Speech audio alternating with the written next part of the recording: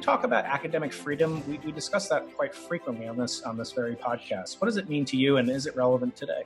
Concerning the situation with academic freedom, you see, the bigger question that I regard in this book in particular, but that always has been very close to my heart, is what I would call intellectual freedom, which is a little bit even more than academic freedom. I mean, it's not just, your ability to research what you want and publish what you want and so on, but it is really, it ties into things even like freedom of speech, that you should be entitled to your opinions too.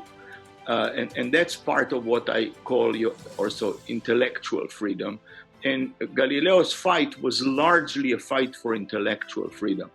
It is often described as if it was a clash between science and religion, which in fact it wasn't, and Galileo never saw it as such.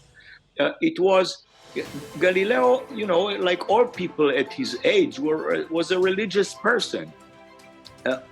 His main point was that the Bible is not a science book. It was written for the salvation of humans and not to teach them science. He pointed out that, in the case of astronomy, for example, the planets aren't even named in the Bible.